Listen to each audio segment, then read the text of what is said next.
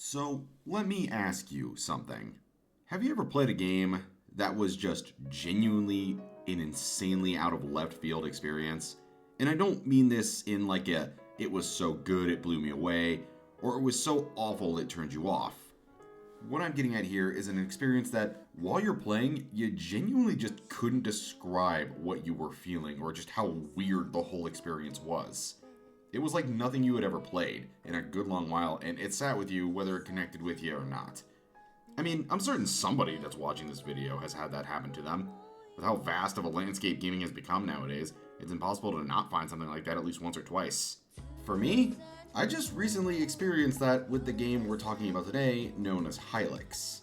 Now, I didn't even know what this game even was until like a week ago. I only learned about it because as I was scrolling through YouTube and found a new content creator I've fallen in love with recently called Magic Mush, he had used it as some of his gameplay footage. I grew interested in the title because it looked like turn-based combat, and you know, I love turn-based combat, and I had never really seen anything like that before in terms of its graphical style. Plus it was only $3 on Steam, so I gave it a whirl. And now that I've beaten it, I wanted to make a video on my thoughts on this honestly surreal title. You know, I've rambled enough by now, so let's just get into it. So, to kick off my list of pros here, I want to talk about what I think is the most impressive aspect of this game. And that is the thing that actually drew me to it in the first place. The art style.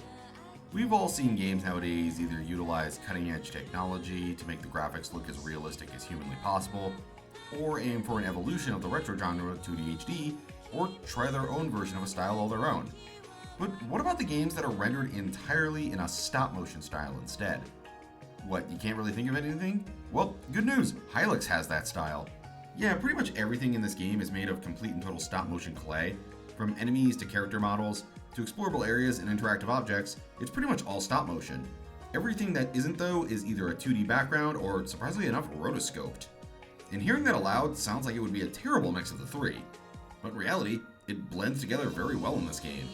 And so much to the point where you're treated to one of the most unique visual experiences you can come across in a game. You don't really get any sort of titles that try to blend stuff like rotoscoping and claymation into it. And they really commit with how much of the game has it in its DNA. Is it the best looking thing I've ever seen? No, not really. Frankly, some of the stop motion can look a little more uncanny than impressive at points. But I will say this, out of every RPG I played in recent months, it certainly is one that has stuck with me the most. And that's something that's definitely worthy of praise. It's one of those few games where I still think about how it looks from time to time. I haven't really done that with a lot of other titles since like, I don't know, maybe Tales of Arise? Another thing I think is worth praising was the gameplay. Now, Hylics gameplay is the definition of simple but gets the job done. It's very standard turn-based combat with spells, normal attacks, defending, and item management. And all of that is pretty enjoyable on its own. There are two aspects of it though that I think really helped it rise above just being super simplistic. The first is how you increase your stats. So unlike a lot of RPGs that exist, in Hylics, you don't get stat increases by leveling up your characters. Leveling ups are just straight up not a thing in this game. Well, until the end, but that's more like a little joke thing than anything else. So in order to increase stats, you need to rely on what equipment you have on each of your teammates, alongside the items that enemies drop that you use on your party members, like grinding up their meat to increase health points, don't ask, or flesh as it's called here, taking random muscle pills to boost damage, and drinking from water fountains in order to increase your magic. Or willingness, as yes, this also has a different name. And while at first this does sound like something you can just exploit to overpower your characters, it actually has two drawbacks to keep you from doing so. For one, there is not an unlimited supply of this, as when you defeat an enemy, they will never come back. They just stay a splatter on the ground, which keeps you from farming things like beaten power capsules. The other is that whenever you use them, while yeah, you do get your permanent stat boost, the only ones who get it are the ones in the party at the moment of you using it. Meaning if you only have 2 out of the 4 party members, they are the only ones that get the boost, which could make the 2 party members you get later on be much weaker in comparison. So you really gotta start picking and choosing what you want to use with your stat boosts. Do you use them now to make your team at the moment stronger, but run the risk of not having a fully balanced team? Or do you save them and make the game arbitrarily harder for yourself until you can give them the boosts? It's all up to you. The second one is how you learn spells in this game. So since I brought up that you don't level up in this game, how exactly do you learn spells for your team? Do you get them through beating bosses? No. Do you buy them in stores like an old Final Fantasy title? Nope, it's neither of these. You instead learn spells by watching TV. Yeah, so throughout the explorable areas, you'll see these TVs that are flashing on, and whenever you interact with them, you get a new spell to use in battle. However, the only ones who learn the spell are the ones that are active in your party at the moment. So if you find a TV where you only have 3 party members, you'll later on have to go get your 4th and run back to activate it. Normally, I would see this as kind of a downside. But with how small the map is, it only takes about maybe 5 or so minutes to get there, so it's not really a complaint. It's also just a really unique idea for giving out skills in comparison to a lot of other games doing it. I can't really think of any other games that make the act of watching TV get you a special move. That's pretty neat. Outside of those, though, there really isn't much else to say about gameplay. And in general, nothing much else to say about pros either. So I think it's time we move over to the cons. Alright, I've sang my praises, so I think it's time to get into the complaints. First and foremost, let's go over my complaint with story and characters. Now, if you've been around my channel for a long time, you may have noticed that this time around, I skipped over talking about those things, unlike a lot of other reviews where I break down what I liked about both of them. But with Hylics, I genuinely can't. Not because the story is bad, because there's nothing to talk about.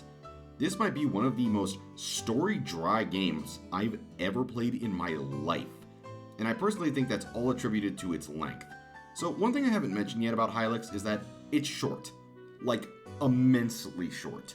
The game is not even 2 to 3 hours long, and pretty much all of its runtime is dedicated to just putting you in surreal and weird locations, alongside some pretty decent gameplay. As a result, the characters are given 0 levels of depth to them, and the story just consists of you running around until something happens. And that leads to my single biggest complaint about Hylics. The game is much more interested in being a weird, trippy experience than being a game with a story and characters. Granted, on one part it does work, this game is definitely going to be weird and memorable, but I'm not going to walk away from this game really caring about anything other than how it looks. The gameplay, unfortunately, runs out of steam about an hour in due to how little it changes.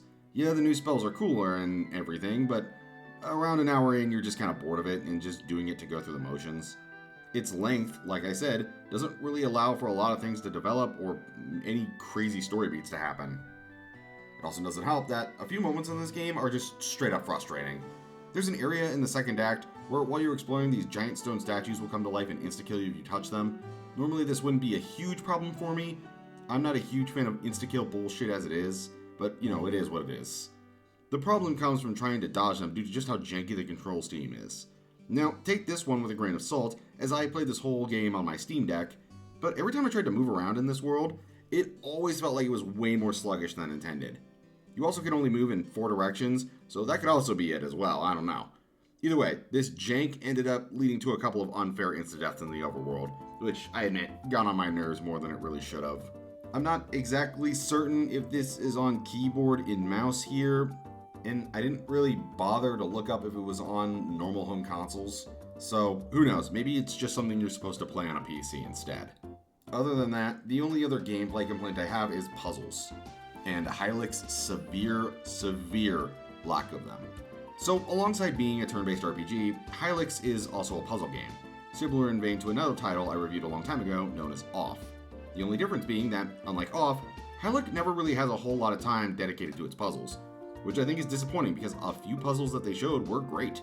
My favorite being the graveyard puzzle where you have to find the correct tombstones and go under them to activate switches to open the door. That was fun and entertaining. But because the game is, beating a dead horse here, so short, and again, like I said, more focused on being weird and trippy, it doesn't get to flex the strong point of its gameplay all that much. I know they've made a sequel to this, so if I ever get around to that, I am hoping that maybe it's improved upon all of these issues, but as of now, it's easily one of the bigger flaws of the game. Outside of that, the only other complaint I had was about the music being kind of forgettable and bland. Although, to the game's credit, it probably does kind of fit with the weird acid trip vibes basically every level in this game has, but I really think some catchy tunes in battle would have helped spice it up a little bit. Those are all of my complaints though, so let me get on to my final thoughts. So, with the cons wrapped up, I will admit, I was pretty sharp towards this game with my criticisms. Was pretty critical of a lot of it. But to be honest, I can't really say it's bad. Yeah, it's got its flaws, but it's definitely a game I'm going to be remembering for a while solely just due to its visual style and how bizarre it was. But that begs the question, do I recommend you get it? Honestly, I do. Yeah, I was pretty brutal towards it, but honestly, the game is 3 hours long and dirt cheap. So even if you do decide to get it out of pure curiosity, it's not like you're losing too much money if you end up not liking it. Give it a try. Maybe you'll end up enjoying it more than I did. Anywho, I'm going to leave it off by rating it a 6.5 out of 10. And that's it for the video. Fairly short one this time around, but I'm going on vacation to my brother's wedding soon, and I wanted to get one more video out for the hell of it. See you guys later. If you liked what you saw here, make sure to like and subscribe down below. We're on the way to reach 1K this year, and I personally think we can do it. If you want to chat it up, leave a comment and help me out in the algorithm. Hit the bell for notifications when the next vid goes up, and I'll see you next time for more RPG content.